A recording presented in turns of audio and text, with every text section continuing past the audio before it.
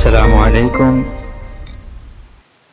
Dear students, میرا نام محمد عمران ہے اور آج ہم انٹرمیڈیٹ سیکنڈ ایئر کی اردو لازمی کا لیکچر نمبر 2 پڑھنے جا رہے ہیں، جو کہ حصہ نظم پر مشتمل ہے، اور نظم نمبر 2 یعنی نعت آج ہم پڑھیں گے اس لیکچر میں۔ جیسا کہ آپ کو میتھڈ کا پتہ ہے کہ ہم صرف شعر کے اگر مشکل الفاظ ہیں تو اس کے معنی، نمبر 2 شعر کا مفہوم، نمبر 3 شعر کے تشریحی نکات، اور نمبر 4 اس کے حوالے کے اشعار۔ بغیر زیادہ تفصیلات میں وقت ضائع کیے ہم اپنے لیسن کی طرف آتے ہیں۔ تو سب سے پہلے ایک بات یاد رکھیں، آج کے لیسن کی خاص بات یہ ہے کہ آج کے لیکچر کے اینڈ پر میں آپ کو نظموں کا خلاصہ یاد کرنے اور لکھنے کا ایک آسان طریقہ بتاؤں گا، جس سے انشاءاللہ آپ کو نظموں کا خلاصہ یاد کرنے میں اور لکھنے میں بہت آسانی ہوگی۔ کچھ بچوں کو نظموں کے خلاصے یاد کرنے میں مشکلات درپیش آتی ہیں، تو انشاءاللہ میں کوشش کروں گا آپ سے کچھ ایکسپیرینس شیئر کروں۔ نعت شروع کرنے سے پہلے آپ اس کو ذرا کتاب کھول کر دیکھیں، اور اس میں تھوڑے سے منفرد الفاظ استعمال کیے ہیں شاعر نے۔ آپ نے ان کو دیکھ کر پریشان نہیں ہونا، آپ ایک لیڈ پینسل لیں، کچی پینسل، اور میں الفاظ ساتھ جو لکھے ہوئے بھی ہیں میں نے اسکرین پر ساتھ ساتھ آپ کو بتاتا جاؤں گا، آپ اس کو نوٹ کر لیں تاکہ آپ کو سمجھنے میں کوئی مشکل درپیش نہ ہو۔ یہ نعت کے شاعر ہیں جی حفیظ طیب۔ حفیظ طیب 1931 عیسوی میں پیدا ہوئے اور 2004 عیسوی میں یہ فوت ہوئے۔ آپ کا پورا نام عبدالحفیظ ہے اور طیب آپ کا تخلص ہے، اور یہ جو نعت ہے یہ آپ کا مجموعہ کلام ہے صلو علیہ وآلہ، اس مجموعہ کلام سے لیا گیا ہے۔ اور حفیظ طیب کی وجہ شہرت وہ نعتیہ شاعری ہی ہے۔ تو آئیے شروع کرتے ہیں۔ میں پہلے شعر نمبر 1 اور 2 پڑھوں گا، پھر ان کے الفاظ معنی ہم دیکھتے ہیں، اور اس کے بعد اس کا مفہوم، تشریحی نکات اور حوالے کے شعر پڑھیں گے۔ تو شروع کرتے ہیں۔ خوش خصال و خوش خیال و خوش خبر خیر البشر، خوش نژاد و خوش نہاد و خوش نور خیر البشر۔ الفاظ دے کر آپ نے پریشان نہیں ہونا۔ شعر نمبر 2 بھی پڑھ لیتے ہیں، اس کے بعد میں دونوں کو اکٹھے آپ کو الفاظ معنی بتاتا ہوں۔ دل نواز و دل پذیر و دل نشین و دل کشا، چارہ ساز و چارہ کار و چارہ گر خیر البشر، صلی اللہ علیہ وآلہ وسلم۔ تو خوش خصال آپ دیکھ سکتے ہیں اسکرین پر، نیک سیرت اور اچھے اخلاق والے کو کہتے ہیں۔ خوش کا مطلب اچھا، خصال خصلت سے ہے، خصلت کا معنی ہوتا ہے عادت۔ عادت اگر پختہ ہو جائے تو اس کو اخلاق کہتے ہیں، اور وہ عادات پختہ جو اخلاق بن چکی ہیں اگر وہ اچھے ہوں تو اخلاق حسنہ، اور بری عادات ہوں تو اخلاق سیئہ۔ تو آپ چونکہ اعلیٰ اخلاق کے مالک تھے اس لیے آپ خوش خصال تھے، اچھے اخلاق والے۔ نمبر 2 ہے خوش خیال، اچھے نظریات والے۔ خیال نظریے کو کہتے ہیں، خیال لوگوں کے ساتھ معاملات کی اپروچ کو کہتے ہیں۔ تو آپ عمدہ نظریات والے ہیں۔ نمبر 3 خوش خبر، خوشخبری سنانے والے ہیں۔ نمبر 4 خوش نژاد، نژاد کہتے ہیں حسب نسب کو، انسان کا جو نسب نامہ ہوتا ہے۔ تو خوش نژاد آپ عمدہ حسب نسب والے ہیں، اعلیٰ حسب نسب والے ہیں۔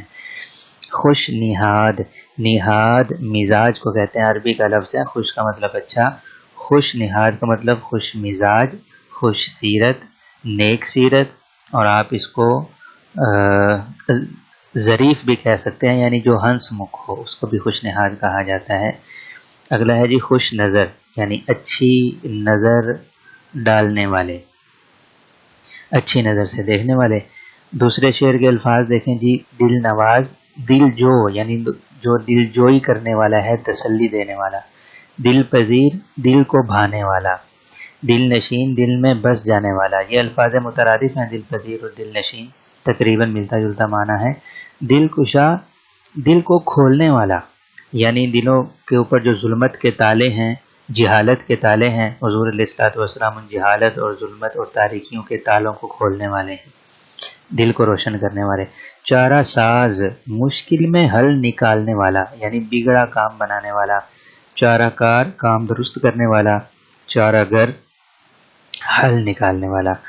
آپ نے الفاظ کے معنی اپنی ٹیکسٹ بک میں اردو کی اوریجنل ٹیکسٹ بک اس پر آپ نے لکھ لینے ہیں. کوشش کیجئے گا کہ لیڈ پینسل سے لکھیں, کتاب کے اوپر لیڈ پینسل سے لکھا کریں.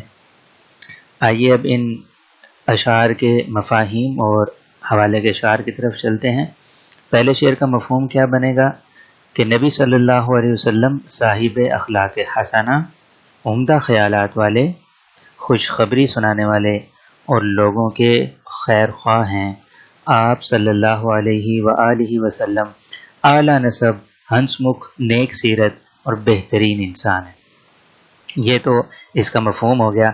اس کے تشریحی نکات میں بتا دوں, کسی بھی انسان کی جو اچھائی ہے وہ یا تو اس کے کردار سے دیکھی جاتی ہے, یا اس کے نظریات سے دیکھی جاتی ہے, یا اس کی طبیعت سے دیکھی جاتی ہے, یا اس کے لوگوں کے ساتھ برتاؤ سے دیکھی جاتی ہے. تو یہ چاروں صفات اس میں حضور صلی اللہ علیہ وسلم کی گنائی گئی ہیں کہ ایک تو آپ کے اخلاق اعلیٰ ہیں, نمبر 2 آپ کے نظریات اعلیٰ ہیں, کیونکہ انسان کے سارے اعمال انسان کے ذہن میں جو نظریات ہوتے ہیں انہی کی عکاسی کرتے ہیں. تو آپ اعلیٰ خیالات, اعلیٰ نظریات آپ نے لوگوں کو دیے, جن میں سب سے اعلیٰ نظریہ وہ توحید کا ہے, ایک اللہ کو ماننے کا, اور اس کے بعد ساری کی ساری اپنی عقل, اپنا شعور, اپنی سمجھ اس اللہ کے حکم کے تابع کر دینے کا, یعنی وحی الہی کے اتباع کا نظریہ حضور علیہ الصلوۃ والسلام نے دیا. اعلیٰ نظریات کے مالک, خوشخبری سنانے والے یعنی نیک کاموں پر اچھے انجام کی خوشخبری سنانے والے, اور لوگوں کے خیر خواہ ہیں یعنی لوگوں کا درد رکھنے والے ہیں اور لوگوں کی خیر خواہی چاہنے والے. اور آپ کا اعلیٰ حسب نسب ہے, قریش کے اعلیٰ خاندان اور بنو ہاشم کے قبیلے سے آپ کا تعلق جو عرب کے اعلیٰ ترین خاندانوں میں سے سمجھا جاتا ہے. ہنس مکھ یعنی آپ کی طبیعت کے اندر خوش مزاجی بھی تھی اور نیک سیرت تھے, اور خیر البشر یعنی اللہ نے آج تک جتنے بھی انسان پیدا کیے جو نوع انسانی ہے اس نوع انسانی کی اعلیٰ ترین مثال اور اعلیٰ ترین شخصیت حضور صلی اللہ علیہ وسلم کی ذات ہے. میں ایک دفعہ دوبارہ تشریحی نکات بتا دوں آپ کے اخلاق کے حوالے سے. نمبر 1, نمبر 2 آپ کے نظریات اعلیٰ ہیں, نمبر 3 آپ نے خوشخبریاں دیں اچھے کام کرنے والوں کو, حالانکہ آپ نے برے کام کرنے والوں کو ڈرایا بھی, لیکن اس پہلو کو یہاں پر شاعر نے نظر انداز کیا ہے. اور آپ اعلیٰ حسب نسب کے مالک ہیں, آپ کوئی معمولی حسب نسب والے نہیں, شاہی خاندان سے تعلق رکھنے والے ہیں, اور آپ خوش طبیعت رکھنے والے اور نیک سیرت اور انسانوں میں سے سب سے بہتر ہیں. یہ تشریحی نکات ہو گئے, بہت زیادہ ہیں, آپ ان کی تشریح آسانی سے کر سکتے ہیں. دیکھیے پہلا حوالہ شعر, رخ مصطفیٰ ہے وہ آئینہ کہ اب ایسا دوسرا آئینہ, نہ کسی کی بزم خیال میں نہ دکان آئینہ ساز میں. یعنی حضور صلی اللہ علیہ وآلہ وسلم کی شخصیت ایسی شخصیت ہے کہ آپ کا کوئی ثانی کائنات میں نہیں. کائنات میں فزیکلی جسمانی طور پر طبعی طور پر تو موجود ہونا بہت دور کی بات ہے, حضور صلی اللہ علیہ وسلم کی طرح صفات کا حامل کسی اور کے وہم و گمان میں بھی نہیں ہے. وہ صرف آپ ہی کی ذات ہے جو انسانیت کا فخر ہے. نمبر 2 حوالہ شعر دیکھیں, ہوئی تکمیل جن کی ذات پر ہر خیر و برکت کی, انہیں خیر البشر خیر الورا کہیے بجا کہیے. یہ حمد کے ایک شعر کے حوالے کے اندر بھی ہم نے پڑھا تھا, کیونکہ اس شعر کے اندر میں نے بتایا تھا آپ کو کہ حمد اور نعت دونوں کا امتزاج ہے, وہ شعر دونوں کے پہلو ہیں اس میں, تو اس لیے یہاں پر بھی جن کی ذات پر اللہ نے ہر خیر و برکت کی تکمیل کر دی, وہ خیر البشر بھی ہیں اور خیر الورا بھی ہیں اور بجا ہیں, یعنی وہ اس بات کے حقدار ہیں کہ ان کو کائنات میں انسانوں میں سب سے بہتر کہا جائے. دیکھیں دوسرے شعر کا مفہوم دیکھیں, نبی صلی اللہ علیہ وآلہ وسلم دل کو تسلی دینے والے, دل میں گھر کرنے اور دل کو خوش کرنے والے ہیں. آپ صلی اللہ علیہ وسلم مشکلات میں لوگوں کی مدد کرنے والے اور قلوب اور اعمال کو سنوارنے والے ہیں, یعنی انسان کے ظاہر اور باطن کو سنوارنے والے ہیں. اس میں تشریحی نکات دیکھ لیں, اس کے بعد ہم اس کے حوالے کے اشعار کی طرف چلتے ہیں. تشریحی نقطہ سب سے پہلے یہ ہے کہ ہم درد ہیں لوگوں کے, اور دلوں میں بس جانے والے ہیں، یعنی اپنے پرائے کے دلوں میں بس گئے حضور صلی اللہ علیہ وآلہ وسلم، چاہے وہ لوگ جو آپ کی نبوت اور رسالت کے منکر تھے لیکن آپ کے اخلاق کے معترف تھے، اور جس وجہ سے بھی انہوں نے جھٹلایا، اس کے باوجود حضور علیہ الصلوۃ والسلام نے ہر انسان کے دل میں جگہ بنائی۔ تو دل میں گھر کرنے والے ہیں، دل کو تسلی دینے والے، یعنی ہمدردی رکھنے والے ہیں لوگوں کی، اور مشکلات میں لوگوں کی مدد کرنے والے ہیں، یعنی حضور صلی اللہ علیہ وسلم نے خود کو مشکل میں ڈال کے اپنے آرام اور سکون کی کبھی پرواہ نہیں کی، اور دوسرے لوگوں کی مدد میں ہر وقت پیش رہے۔ اور حضور صلی اللہ علیہ وآلہ وسلم قلوب اور اعمال کو سنوارنے والے ہیں۔ یہ حضور صلی اللہ علیہ وسلم کی زندگی کے جو مقاصد قرآن میں بیان کیے گئے ہیں ان کی طرف بھی اشارہ ہے۔ ربنا وابعث فیہم رسولا منہم یتلو علیہم آیاتہ ویزکیہم ویعلمہم الکتاب والحکمہ، کہ ابراہیم علیہ السلام نے دعا کیا، اللہ مکے کے لوگوں کے اندر ایک ایسا رسول بھیج، یتلو علیہم آیاتہ، جو ان پر ان کی آیات پڑھے اللہ کی، ویزکیہم، اور ان کا تزکیہ کرے، یعنی ان کے ظاہر اور باطن کو پاک کرے، ویعلمہم الکتاب والحکمہ، اور ان کو کتاب اور حکمت کی تعلیم دے۔ تو اس وقت اس شعر میں جو جس پہلو کا ذکر ہے وہ تزکیے والا پہلو ہے، یعنی آپ نے قلوب اور اعمال دونوں کو سنوارا ہے، انسان کے ظاہر اور باطن دونوں کو سنوارا ہے۔ آگے دیکھیں پہلا حوالے کا شعر، وہ شمع اجالا جس نے کیا 40 برس تک باروں میں، ایک روز چمکنے والی تھی سب دنیا کے درباروں میں، یعنی حضور صلی اللہ علیہ وسلم نے 40 برس تک نبوت کا اعلان نہیں کیا، اور اس وقت آپ نے اطراف عالم کو روشن کیا، اور اس کے بعد جب آپ نے نبوت اور رسالت کا دعویٰ اور اعلان کیا تو پوری دنیا کے اندر آپ کا نور ہدایت پھیل گیا۔ دوسرا حوالے کا شعر دیکھیں، جہاں کے سارے کمالات ایک تجھ میں ہیں، تیرے کمالات کسی میں نہیں مگر دو چار۔ اللہ نے آپ کو ایسے اخلاق اور اوصاف سے نوازا کہ دنیا جہان کے سارے کمالات کو حضور علیہ الصلوۃ والسلام کی ایک ذات میں جمع کر دیا ہے، اور یہ بھی ساتھ رکھا کہ جتنے سارے کمالات حضور کو اللہ رب العزت نے دیے، لیکن حضور کے جو سارے کمالات تھے ان میں لوگوں کے اندر کوئی چنا چیدہ ایک آدھی نظر آتا ہے۔ تو حضور علیہ الصلوۃ والسلام کو اللہ رب العزت نے جامع الکمالات بنایا، یعنی آپ کمالات کے جامع ہیں، تمام تر کمالات آپ میں ہیں اللہ رب العزت کی طرف سے۔ تو دیکھیں یہ 2 شعر ہو گئے، اگلے 2 شعر میں پڑھتا ہوں اور اس کے پہلے الفاظ معنی دیکھ لیتے ہیں، اس کے بعد ان کے مفاہیم اور ریفرنس کے شعر۔ ہاں جی، سر بسر مہر و مروت، سر بسر صدق و صفا، سر بسر لطف و عنایت، سر بسر خیر البشر۔ سر بسر کا مطلب ہوتا ہے مکمل، تمام، سراسر۔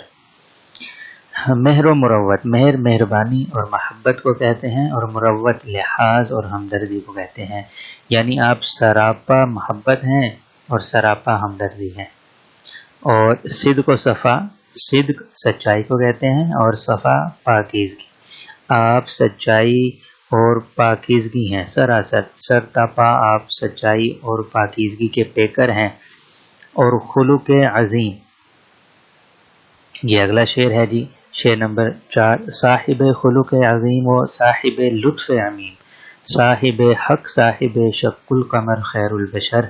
تو خلق اخلاق کی جمع، عادات پختہ عادات، اور عظیم اعلیٰ بلند اونچے، تو آپ اونچے اعلیٰ اخلاق والے، اور صاحب لطف عمیم، صاحب کا مطلب ہوتا ہے عربی میں والا، صاحب لطف عمیم، لطف کہتے ہیں مہربانی کو، عمیم کا مطلب عام مہربانی، عام مہربانی کا مطلب میں نے یہاں پر کیا لکھا ہے جی، اپنے برائے پر مہربان۔ تو لطف عمیم اس مہربانی کو کہتے ہیں جو اپنے اور برائے سب کے لیے ہو۔ اور شق القمر، شق کا مطلب ہوتا ہے پھاڑ دینا، ٹکڑے کر دینا، اور قمر چاند کو کہتے ہیں، تو شق القمر کا مطلب چاند کو ٹکڑے کرنا۔ یہ شعر نمبر 3 اور 4 کے الفاظ معنی، اب ایک ایک کر کے ان کے مفہوم اور حوالے کے شعر پڑھتے ہیں۔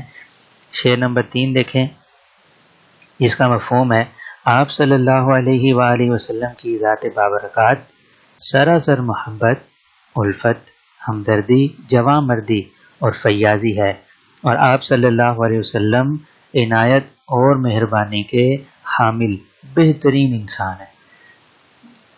تو اس میں حضور صلی اللہ علیہ وسلم کی سیرت اور آپ کی زندگی کا سوشل سماجی پہلو دکھایا گیا ہے۔ تو اس شعر کے اندر کیا ہے؟ سماجی پہلو ہے۔ یہ ایک ہی میں نے تشریحی نقطہ بتایا ہے، لیکن اس سماجی پہلو کے اندر اور جو ذیلی نکات ہیں جس کو سب ہیڈنگز کہتے ہیں وہ بہت زیادہ ہیں، جو آپ کی اسکرین پر ہیں، کہ آپ سراسر محبت کرنے والے ہیں، سراسر الفت کرنے والے لوگوں کا درد دل میں رکھنے والے ہیں، اور جواں مرد ہیں، یعنی بہادر بھی ہیں اور خوش طبع بھی ہیں اور سخی بھی ہیں۔ آپ انتہائی عطا کرنے والے ہیں، اور آپ ایسے عطا کرنے والے، ایسے سخی، ایسا درد رکھنے والے اور ایسی محبت کرنے والے ہیں کہ آپ کی یہ تمام تر عنایت اور مہربانی ہر ایک کے لیے ہے، چاہے وہ اپنے ہوں چاہے وہ پرائے ہوں، اس لیے آپ بہترین انسان ہیں۔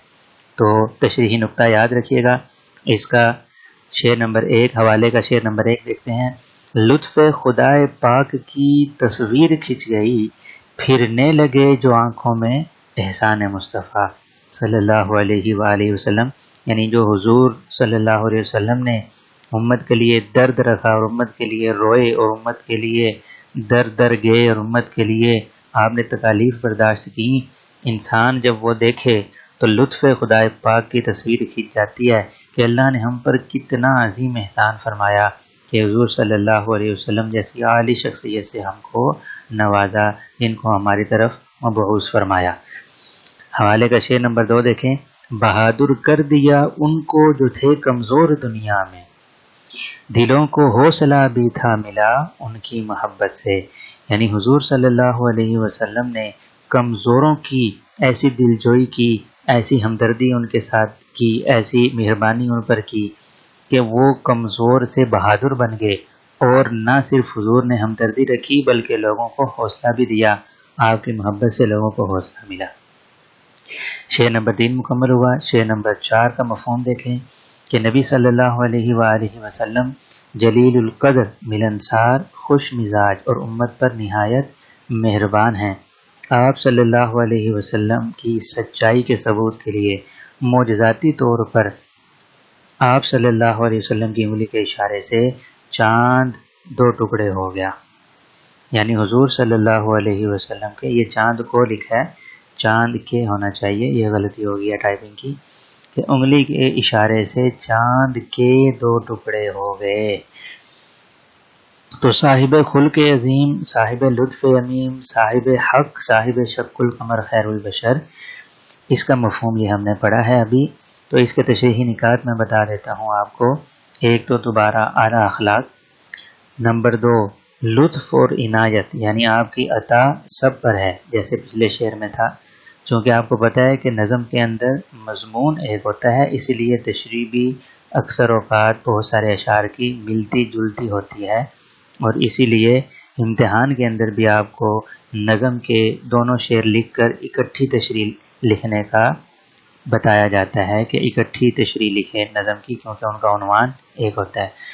تو حضور صلی اللہ علیہ وسلم کی خوش مزاجی، آپ کے عظیم اخلاق، جیسے کہ امی عائشہ رضی اللہ تعالیٰ عنہ سے پوچھا گیا کہ آپ حضور صلی اللہ علیہ وآلہ وسلم کے اخلاق کے بارے میں بتائیے، تو امی عائشہ صدیقہ رضی اللہ تعالیٰ عنہ نے فرمایا کان خلقہ القرآن، کہ حضور کے اخلاق کیا ہیں؟ وہ بعینہ قرآن ہیں، یعنی قرآن کے بالکل مطابق ہیں۔ اور لطف عمیم، آپ ہر ایک کو نوازنے والے ہیں۔ اور تیسرا جو نقطہ ہے تشریح کا وہ یہ ہے کہ آپ حق پر ہیں، آپ سچے ہیں، اور آپ کی سچائی کے ثبوت کے طور پر جہاں اور بہت سارے معجزات اللہ رب العزت نے دکھائے، وہاں ایک معجزہ یہ بھی تھا کہ آپ نے انگلی کے اشارے سے چاند کے 2 ٹکڑے کر دیے۔ تو اس کا پہلا حوالے کا شعر دیکھیں، یہ علامہ اقبال کا شعر ہے جو پہلا شعر لکھا ہوا ہے۔ ہونا یہ پھول تو بلبل کا ترنم بھی نہ ہو، ہونا یہ پھول تو بلبل کا ترنم بھی نہ ہو، چمن دہر میں کلیوں کا تبسم بھی نہ ہو۔ چمن باغ کو کہتے ہیں، دہر زمانے کو کہتے ہیں۔ حضور کے متعلق علامہ اقبال فرماتے ہیں کہ اگر یہ پھول یعنی حضور کی ذات نہ ہو تو بلبل کا ترنم بھی بے سوز ہے، وہ بھی نہ ہو، اور اس زمانے کے اس باغ کے اندر کلیوں کی مسکراہٹ بھی نہ ہو، یعنی کائنات کا ہر رنگ ادھورا ہو جائے اگر حضور کی ذات کو اس سے نکال دیا جائے، اس لیے کائنات کے ہر رنگ کی جان حضور صلی اللہ علیہ وآلہ وسلم ہیں۔ حوالے کا شعر نمبر 2 دیکھیں۔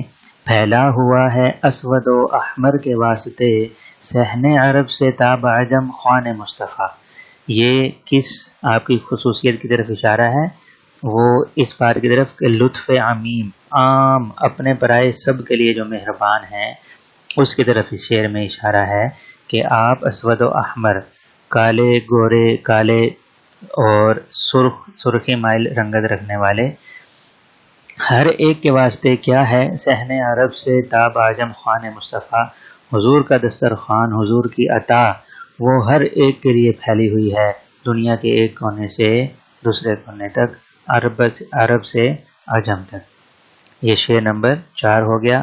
آئیے شعر نمبر 5، 6، 7 اور 8 ایک دفعہ ہی ان کے الفاظ معنی دیکھ لیتے ہیں، اس کے بعد ہم ایک ایک کر کے یہ شعر پڑھیں گے اور ساتھ مفہوم، شعری تشریحی نکات اور ریفرنس کے اشعار حسب روایت پڑھیں گے۔ تو پہلے الفاظ معنی دیکھ لیتے ہیں، میں بعد میں شعر پڑھوں گا۔ کار زار، کار کام کو کہتے ہیں، زار سخت کو کہتے ہیں، سخت کام کا مطلب لڑائی، جنگ، کار زار۔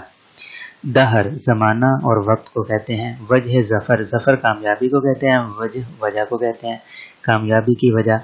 عرصہ محشر، عرصہ ویسے دورانیے کو کہتے ہیں اور مراد اس سے دن ہے، محشر قیامت، حساب کتاب کا دن، قیامت کا دن۔ درگزر معافی کو کہتے ہیں۔ راہ زیست، زیست زندگی کو کہتے ہیں، تو راہ زیست کا مطلب زندگی کی راہ۔ ملت بیضا، ملت امت کو کہتے ہیں اور بیضا روشن کو، تو روشن ملت روشن امت یعنی امت مسلمہ، جس کو یہاں پر ملت اسلامیہ لکھا گیا ہے، اس کا مطلب ہے امت مسلمہ۔ اوج چوٹی، بلندی۔ بے نوا، بے آواز، بغیر صدا کے، یا بغیر صدا یہاں پر مجازی طور پر یہاں پر سفارش کے لیے بھی استعمال ہو سکتا ہے، جس کے پاس کوئی سفارش، کوئی واسطہ، کوئی وسیلہ نہ ہو۔ بے بال و پر، بال اوپر ہمت اور حوصلے کو کہتے ہیں، تو بے کا مطلب بغیر، بے بال و پر کا مطلب کم ہمت، بغیر حوصلے اور ہمت کے، یعنی اکیلا، تنہا۔ اور حال زار، حال حالت کو، زار خراب، تباہ، تو حال زار کا مطلب ہوا تباہ حال۔ امید ہے آپ نے یہ الفاظ اپنی ٹیکسٹ بک میں نوٹ کر لیے ہوں گے۔ آئیے اب ہم ایک ایک کر کے آگے کے اشعار کی طرف بڑھتے ہیں۔ تو شعر نمبر 5 دیکھیں۔ کارزار دہر میں وجہ ظفر وجہ سکون، عرصہ محشر میں وجہ درگزر خیر البشر صلی اللہ علیہ وآلہ وسلم۔ اس کا مفہوم، آپ صلی اللہ علیہ وسلم کی ذات امن کا باعث اور دین اور دنیا میں کامیابی کا ذریعہ اور میدان محشر میں مغفرت کا وسیلہ ہے۔ یعنی اس کے تشریحی نکات میں ہم یہ کہہ سکتے ہیں کہ کارزار دہر میں، دنیا میں، میدان جنگ میں آپ کامیابی اور سکون کی وجہ ہیں، اور آخرت میں آپ مغفرت کی وجہ ہیں، مغفرت کا وسیلہ ہیں۔ تو اس شعر کی تشریح کے یہاں 2 نکات ہوئے کہ دنیا میں آپ کی ذات امن کا باعث ہے اور سکون کا باعث ہے، اور میدان محشر میں آپ کی ذات مغفرت کا وسیلہ ہے، یعنی ہماری حضور صلی اللہ علیہ وسلم جو شفاعت کریں گے وہ آپ مغفرت کا وسیلہ بنیں گے۔ تو تشریح کے نکات بتا دیے، آگے چلتے ہیں، حوالے کے شعر دیکھیں۔ گرتے ہوں کو تھام لیا جس کے ہاتھ نے، اے تاجدار یثرب و بطحا تم ہی تو ہو۔ یہ شعر بھی شاید ہم نے پہلے پڑھا ہے حمد کے اندر۔ اس کا حوالہ نمبر 2۔ عقبا کی منزلوں میں بھی وہ ہوگا دستگیر، عقبا آخرت کو کہتے ہیں، دستگیر ہاتھ پکڑنے والا یعنی مدد کرنے والا۔ عقبا کی منزلوں میں بھی وہ ہوگا دستگیر، آسان جس کے فیض سے کار جہاں ہوا، یعنی جس کے فیض سے، جس کے وسیلے سے دنیا کا کام ہمارے لیے آسان ہوا ہے، اسی کے وسیلے سے اللہ رب العزت آخرت کی منازل بھی آسان کریں گے۔ لیکن یہاں پر ایک بات میں واضح کرتا چلوں، بہت سے لوگ اس غلط فہمی میں اپنی زندگی اپنی مرضی سے گزارتے ہیں اور ساری بنیاد ایک ہی بنا دیتے ہیں کہ حضور سفارش اور شفاعت کریں گے۔ تو یہ بات یاد رکھیں کہ حضور جہاں شفاعت کریں گے وہاں بہت سارے امتیوں کو ایسے بھی کہیں گے کہ سحقن سحقن دور ہو جاؤ، تم میرے امتی نہیں ہو۔ فرشتوں سے حضور فرمائیں گے کہ یہ میرے امتی نہیں ہے۔ تو وہ کون ہیں جو حضور کے امتی نہیں؟ وہ آپ کے نافرمان ہیں۔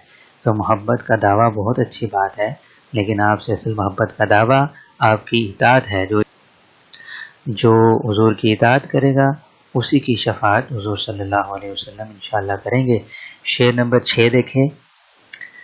رونما کب ہوگا راہ زیست پر منزل کا چاند، ختم کب ہوگا اندھیروں کا سفر خیر البشر۔ دیکھیں شعر نمبر 6 کا مفہوم کہ بظاہر اس میں یہ پوچھا جا رہا ہے کہ کب یوں ہوگا، اصل میں یہ التجا کی جا رہی ہے کہ ہمارا اندھیروں کا سفر کب ختم ہوگا اور منزل کب ہمیں ملے گی۔ اور اصل میں یہ حضور صلی اللہ علیہ وسلم کی ذات کے وسیلے سے اللہ رب العزت سے التجا کی جا رہی ہے کہ اے اللہ ہمارے یہ اندھیروں کے سفر ختم فرما اور ہمیں منزل مقصود تک پہنچا دے۔ تو اس شعر کے تشریحی نکات میں دعا ہے اللہ سے حضور کے وسیلے سے۔ وہ دعا کیا ہے کہ یا اللہ ہماری حالت زار کو ختم فرما، تاریکی اور اندھیروں کو ختم فرما، اور نمبر 2 ہمیں اپنی منزل تک بخیر و عافیت پہنچا۔ اس کا حوالے کا شعر دیکھیں۔ فریاد ہے اے کشتی امت کے نگہباں، بیڑا یہ تباہی کے قریب آنے لگا ہے۔ یعنی حضور کے وسیلے سے اللہ رب العزت سے دعا کی جا رہی ہے، اور اس شعر میں تو حوالے کے شعر میں ڈائریکٹ حضور صلی اللہ علیہ وسلم سے خطاب کیا جا رہا ہے۔ نمبر 2 حوالہ شعر اس شعر کے لیے۔ جو پہنچا حشر میں ثاقب فرشتے سب پکار اٹھے، جو پہنچا حشر میں ثاقب فرشتے سب پکار اٹھے، محمد کے غلاموں کا غلام آیا۔ یعنی حضور صلی اللہ علیہ وآلہ وسلم کے ساتھ جو ہماری نسبت ہے وہ غلامی در غلامی ہی چلی آ رہی ہے کہ حضور کے غلام آگے ان کے غلام آگے ان کے غلام، اور ہم بھی ان غلاموں میں سے ایک غلام ہیں۔ تو شاید اسی کی طرف نسبت کر کے حضور کی غلامی کی طرف اشارہ کر رہا ہے کہ فرشتے پکار اٹھیں گے کہ یہ محمد کے غلاموں کا غلام آیا ہے، اور حضور صلی اللہ علیہ وسلم کی شفاعت قبول ہوگی ہمارے بارے میں انشاءاللہ۔ یہ 6 شعر ہو گئے۔ اگلا شعر دیکھیں، شعر نمبر 7۔ کب ملے گا ملت بیضا کو پھر اوج کمال، کب شب حالات کی ہوگی سحر خیر البشر۔ اس کا پہلے مفہوم دیکھ لیں۔ اے نبی کریم صلی اللہ علیہ وآلہ وسلم، امت مسلمہ کو کب دوبارہ عروج اور ترقی حاصل ہوگی، اور کب حالات کی تاریکی صبح کی روشنی میں بدلے گی۔ تو موجودہ پورے حالات کو شاعر نے تاریکی سے تعبیر کیا ہے، اور صبح کی روشنی کو حالات کے اچھے ہونے سے تعبیر کیا ہے۔ تو یہاں پر بھی سوال کے ذریعے دعا کی جا رہی ہے کہ اے اللہ ہمارے ان حالات کو واپس تبدیل فرما، جیسے پہلے امت مسلمہ کو عروج ملا تھا، ہمیں وہ کھویا ہوا عروج واپس عطا فرما، اور ہماری اس برے حالات کی تاریکی کو دور فرما، اور اچھے حالات کی روشنی سے ہمیں روشن کر دے۔ یہ امید ہے آپ کو یہ تشریحی نکات ہو گئے کہ اس میں بھی 2 دعائیں کی جا رہی ہیں کہ امت مسلمہ کا جو کھویا ہوا عروج ہے وہ واپس مل جائے، اور ہمارے برے حالات اچھے حالات میں بدل جائیں۔ حوالے کا شعر دیکھیں۔ اے خاصان رسول وقت دعا ہے، یعنی خاص رسولوں میں سے بھی سب سے خاص رسول یہ وقت دعا ہے۔ امت پہ تیری آ کے عجب وقت پڑا ہے کہ اے نبی کریم صلی اللہ علیہ وسلم آپ کی امت عجیب کشمکش اور عجیب مشکلات کا شکار ہے، اور یہ وقت دعا ہے، ہم آپ کے وسیلے سے دعا کرتے ہیں، اور اے اللہ ہمارے دعا قبول فرما۔ جیسے انسان تصور کے اندر کسی کو مخاطب ہو کے یہ بتاتا ہے، تو شاعر بھی اسی تصور سے حضور صلی اللہ علیہ وسلم کو بلا واسطہ یعنی ڈائریکٹ مخاطب ہو رہے ہیں۔ اصل میں یہ دعائیں اللہ رب العزت سے ہیں۔ یہ تو ایسے ہی ہے جیسے ایک انسان دوسرے سے اپنے دل کی کچھ فیلنگز اور دل کے احساسات کا اظہار کر رہا ہو کہ اب دیکھو عجیب وقت آپ کے گھرانے پر آ پڑا ہے یا آپ کے دوستوں پر آ پڑا ہے۔ تو اصل میں ان سے دعا نہیں کی جا رہی، دعا تو اللہ رب العزت سے ہی کی جا رہی ہے، یعنی خطاب حضور صلی اللہ علیہ وسلم کو کیا جا رہا ہے، دعا اللہ رب العزت سے کی جا رہی ہے۔ شعر نمبر 8 آخری شعر دیکھیں. اس کے بعد آپ کو میں نے خلاصہ یاد کرنے کا طریقہ بھی بتانا ہے جو شروع میں بات کی تھی. در پہ پہنچے کس طرح وہ بے نوا بے بالوں پر، ایک نظر تائب کے حال زار پر خیر البشر. شاعر اپنی بے بسی کی طرف اشارہ کرتا ہے. مفہوم دیکھیں، بے سر و سامان اور بے مددگار تائب یعنی حفیظ تائب شاعر آپ صلی اللہ علیہ وسلم کے در پر پہنچنے کی سخت نہیں رکھتا. سخت طاقت کو کہتے ہیں. آپ ہی اس کی تباہی پر نظر کرم فرمائیں. تو حضور صلی اللہ علیہ وسلم کی طرف یہاں بھی وہی بالکل اصول ہے جو پیچھے میں نے بیان کیا کہ اے اللہ میرے پاس تو وسائل نہیں ہیں، بے سر و سامان ہوں، میں روضہ رسول صلی اللہ علیہ وسلم تک کیسے پہنچوں؟